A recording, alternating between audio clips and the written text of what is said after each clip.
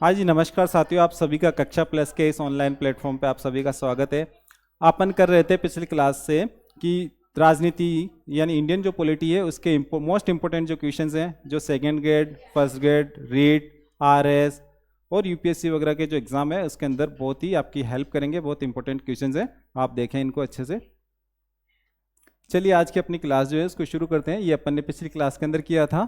आज की क्लास के अंदर अपन देखते हैं उपाधियों का अंत किस अनुच्छेद में है। यानी कि उपाधियां क्या होती है? उपाधियां लोग अपने नाम के आगे जो टाइटल्स वगैरह लगाते हैं उनका अंत किया गया है। ये आर्टिकल देखते हैं कौन कौन से, इसमें ऑप्शन देखते हैं अपना। अनुच्छेद 17, अनुच्छेद 19, अनुच्छेद 21 और अनुच्छेद 18। अनुच्छेद 17 के द्वारा अस्पृश्यता का उन्मूलन किया गया है। अनुच्छेद 19 इसमें क्या है? स्वतंत्रताएं हैं। अनुच्छेद 21 व्यक्तिगत स्वतंत्रता का अधिकार है। और अनुच्छेद 18 ये उपाधियों का अंत से संबंधित है। इसका सही ऑप्शन होगा द। उपाधियों का अंत अनुच्छेद 18 के तहत किया गया है। नेक्स्ट क्वेश्चन देखते हैं। ग्राम पंचायतों की स्थापना किस अनुच्छेद के अंतर्गत होती है? ग्राम पंचायत की स्थापना अनुच्छेद 40 के अंतर्गत होती है।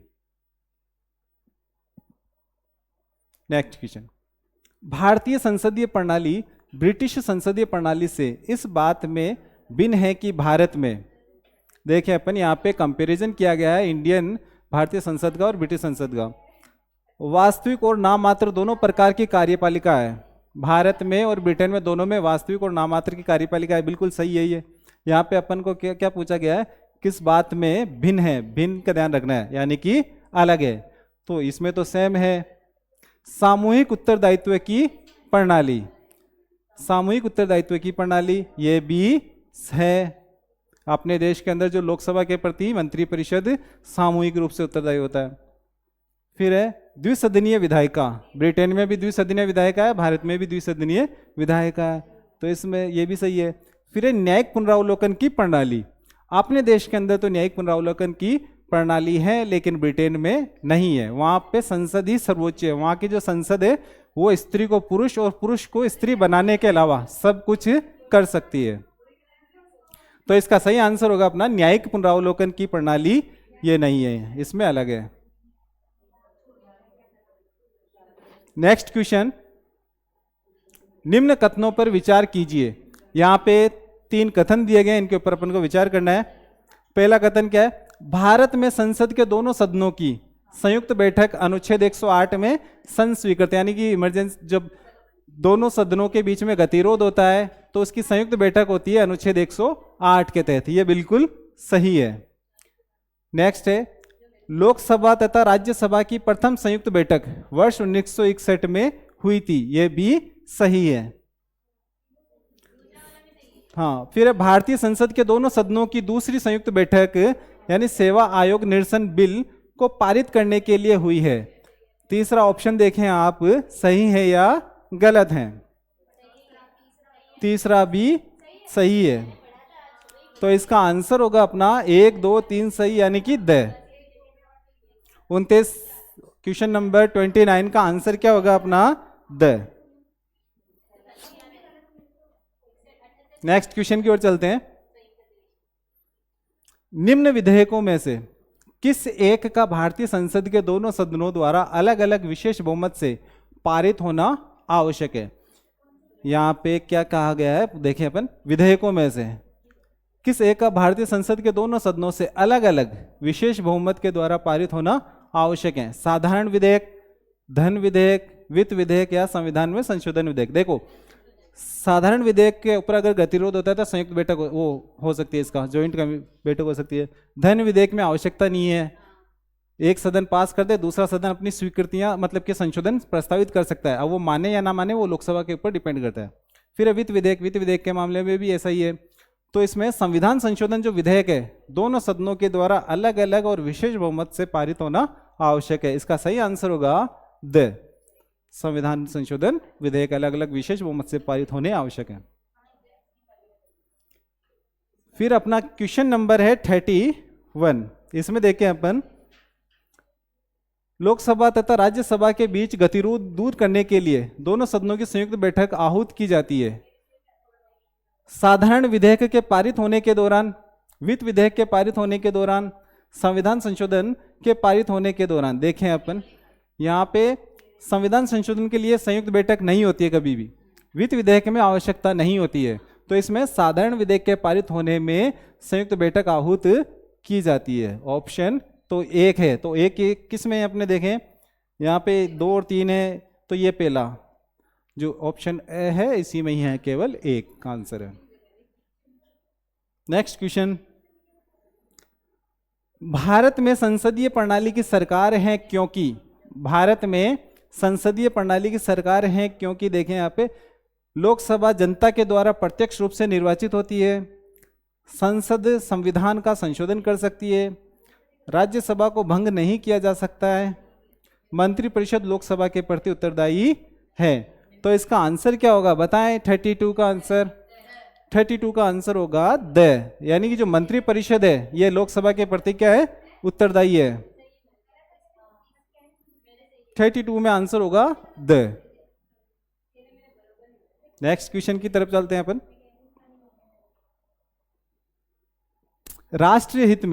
राष्ट्रहित में भारत की संसद द्वारा, संसद राज्य सूची के किसी भी विषय पर विविधिक शक्ति प्राप्त कर लेती है यदि इसके लिए एक संकल्प पारित कर दिया जाता है। किसके द्वारा पारित कर दिया जाता है?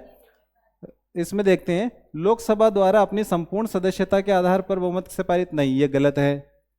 लोकसभा द्वारा अपनी संपूर्ण सदस्य संख्या के कम से कम 2/3 बहुमत से पारित कर लिया जाता है, ये भी गलत है।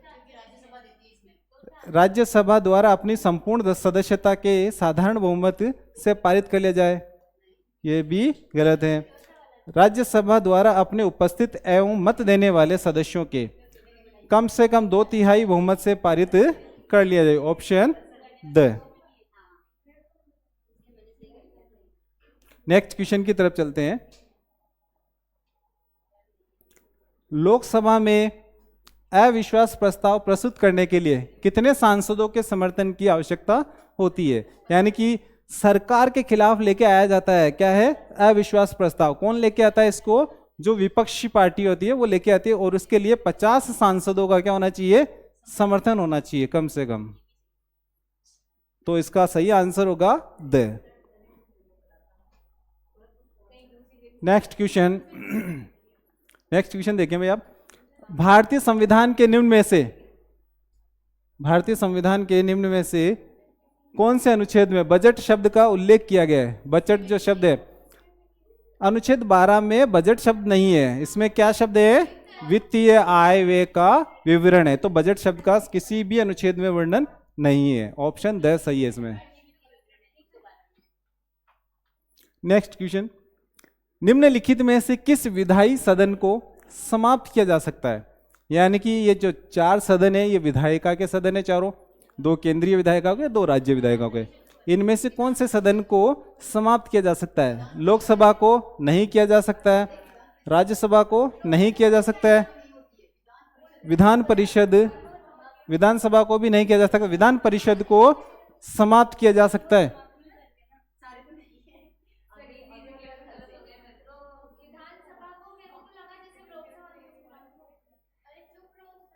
नेक्स्ट क्वेश्चन की तरफ चलते हैं अपन।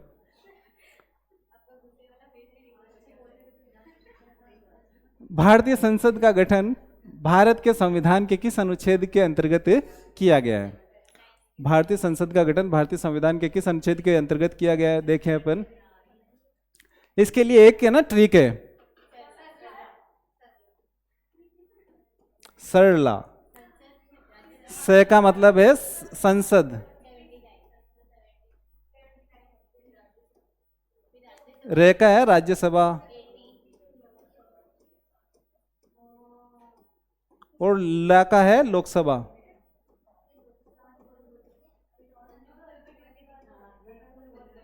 और इसके लिए अनुच्छेद है संसद के लिए 79, 80 और 81। तो यहां पे संसद पूछा है, ठीक है, संसद का गठन, तो कौन सा अनुच्छेद आएगा बताओ? 79। तो ऑप्शन अपना होगा द 79। ठीक है, संसद का गठन 79 में, राज्यसभा का गठन 80 में, और लोकसभा का गठन 81 में है। नेक्स्ट क्वेश्चन की तरफ चलते हैं अब अपन। निम्न में से प्रथम लोकसभा अध्यक्ष कौन थे, यानी कि भारत की जो लोकसभा है उसके प्रथम अध्यक्ष कौन थे? बलीराम भगत, ये सबसे पहले जीवी मावलंकर, हाँ जीवी मावलंकर, बलीराम भगत, सरदार हुकुम सिंह या नीलम संजीव रेड्डी। प्रथम लोकसभा अध्यक्ष हैं जीवी मावलंकर, गणेश वासुदेव मावलंकर इनका पूरा नाम है। गणेश वासुदेव मावलंकर इनका पूरा नाम है, ध्यान रखना आप लोग। नेक्स्ट क्वेश्चन, भारत के संविधान के अनुच्छेद 103 के तहत राष्ट्रपति लोकसभा सदस्यों की निर्भरताओं से संबंधित किसी भी प्रश्न पर कोई निर्णय देने से पूर्व किसकी राय लेगा? यानी कि उच्चतम न्यायालय की नहीं लेगा, लोकसभा अध्यक्ष की नहीं लेगा, महान्यायवादी की भी नहीं लेगा, तो बचा क्या? निर्वाचन आयोग। निर्वाचन आयोग से राय लेता है किसी भी सदस्य को अयोग्य ठहराने से पूर्व। नेक्स्ट क्वेश्चन है अपना, निम्नलिखित दिए गए विकल्पों में से किस वर्ष पूरे भारत में आम चुनावों के दौरान पहली बार इलेक्ट्रॉनिक वोटिंग मशीन का प्रयोग किया गया? तो अपन देखते हैं 2000, इसका सही आंसर होगा 2004। 2004 के अंदर भारत में सबसे पहली बार ईवीएम का इस्तेमाल किया गया है। तो इसका सही आंसर क्या आंसर होगा 40वें क्वेश्चन का ऑप्शन से। नेक्स्ट क्वेश्चन देखते हैं, निम्नांकित में से कौन सी भारतीय संसद की वित्तीय समितियां हैं? यानी भारत की जो संसद है उसमें वित्तीय समितियां हैं, इनमें से कौन सी है?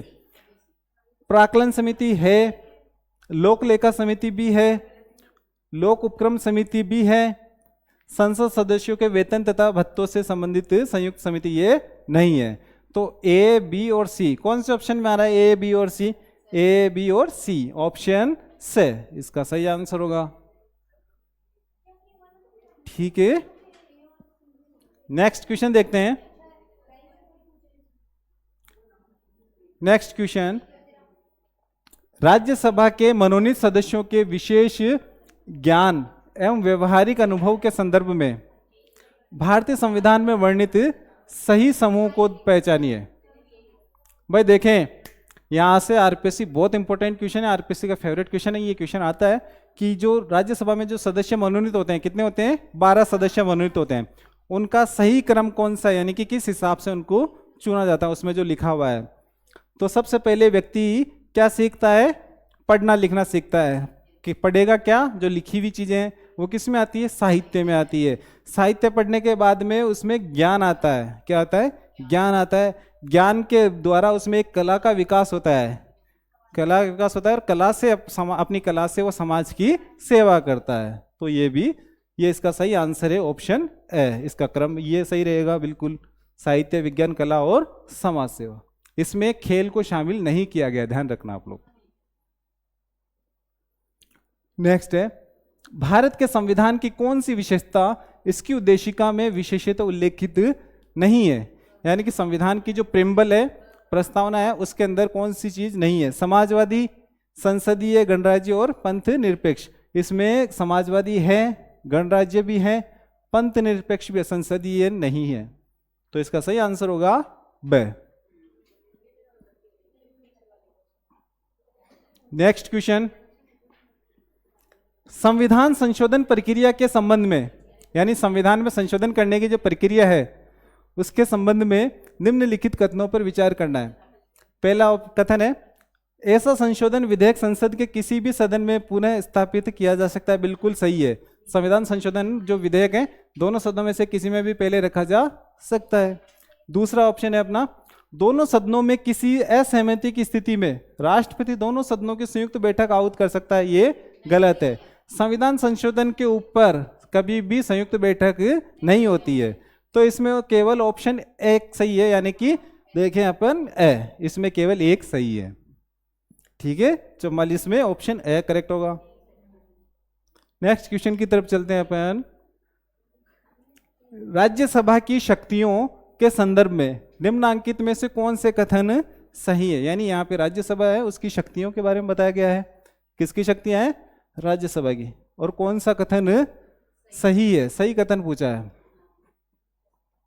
देखते हैं कथन ए, यह संसद को राज्य सूची के विषयों पर कानून बनाने का अधिकार दे सकती है। बिल्कुल दे सकती है, राज्यसभा ये अधिकार दे सकती है संसद को कि वो राज्य सूची के विषय पे कानून बना सके। फिर है, उपराष्ट्रपति को हटाने का प्रस्ताव केवल राज्यसभा में ही लाया जा सकता है। बिल्कुल, क्योंकि उपराष्ट्रपति जो होते हैं राज्यसभा के सभापति होते हैं, और वो कोई भ्रष्टाचार वगैरह करेंगे या दुराचरण करेंगे तो वो राज्यसभा में ही करेंगे, तो उनके खिलाफ प्रस्ताव भी यहीं पे लाया जाएगा। ये भी सही है। यह धन विधेयकों में संशोधन प्रस्तावित कर सकती है। हाँ, संविधान, यह धन विधेयकों में संविधान प्रस्तावित कर सकती है, लेकिन माने या ना माने वो लोकसभा के ऊपर डिपेंड करता है। तो इसमें ए, बी और सी तीनों ही सही है। तो तीनों किस में सही है? ए, बी और सी, ऑप्शन बी ये इसका सही आंसर होगा। ठीक है, नेक्स्ट क्वेश्चन देखते हैं अपन।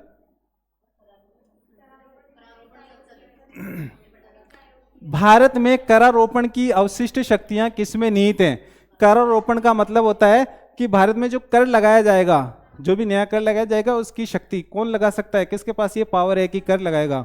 तो वो पावर है संसद के पास में। कोई भी जो सरकार है टैक्स लागू करेगी, उसके लिए संसद से अनुमति लेनी है, नहीं वहां से पास करवाना आवश्यक है। जैसे जीएसटी लागू किया गया, वो संसद के द्वारा पारित होने के बाद ही लगी थी।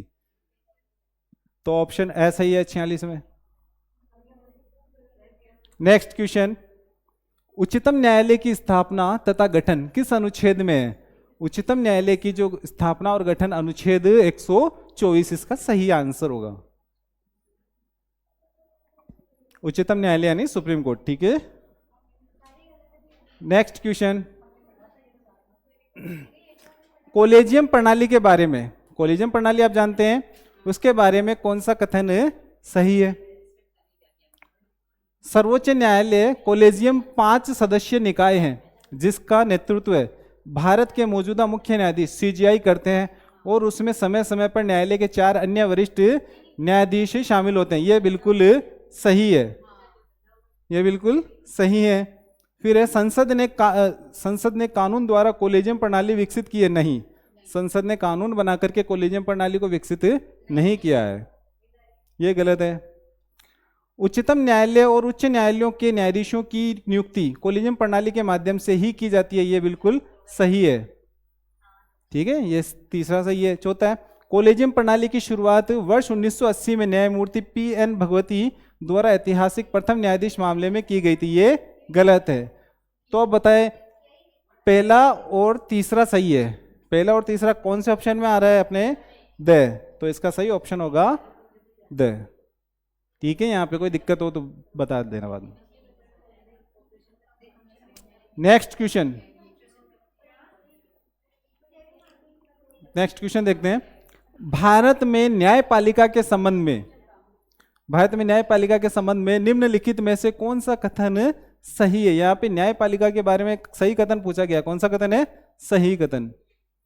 देखते हैं, अनुच्छेद 122 में एक मुख्य न्यायाधीश और 7 अन्य न्यायाधीशों के साथ सर्वोच्च न्यायालय की स्थापना प्रदान की गई है। 122 में गलत है, 124 में है, तो ये गलत है। मुख्य न्यायाधीश के अलावा किसी अन्य न्यायाधीश की नियुक्ति के मामले में मुख्य न्यायाधीश से परामर्श ली जाती है, यह सही है। सर्वोच्च न्यायालय का प्रत्येक न्यायाधीश 65 वर्ष की आयु तक पद धारण करता है, यह भी सही है। फिर देखते हैं, भारत का सर्वोच्च न्यायालय विधायिका और कार्यपालिका के नियंत्रण से और प्रभाव से मुक्त है, बिल्कुल सही है। तो बताएं इसके अंदर सही ऑप्शन कौन सा होगा?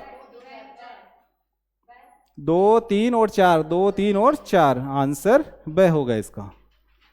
नेक्स्ट क्वेश्चन देखते हैं, उच्चतम न्यायालय के न्यायाधीश के रूप में नियुक्त व्यक्ति को अपने पद धारण करने से पूर्व किसके द्वारा शपथ या प्रतिज्ञान करनी होती है? यानी कि जो उच्चतम न्यायालय का जो न्यायाधीश होगा वो किसके, अपना पद ग्रहण करने से पूर्व किसके समक्ष शपथ लेता है? तो देखते हैं इसके अंदर उपराष्ट्रपति, यह सही नहीं है। मुख्य न्यायाधीश, ये भी सही नहीं है। राष्ट्रपति या उसके द्वारा नियुक्त कोई व्यक्ति इनके समक्ष वो शपथ लेता है, तो ऑप्शन ब सही होगा इसमें। आज की क्लास के अंदर अपना इतना ही करते हैं। अपन नेक्स्ट क्लास के अंदर और आपके सामने ऐसे क्वेश्चंस लेके आएंगे। आप हमारी वीडियो देखते रहें। अगर आपको हमारा वीडियो पसंद आया तो इसको लाइक करें, शेयर करें और सब्सक्राइब करें। जय हिंद दोस्तों।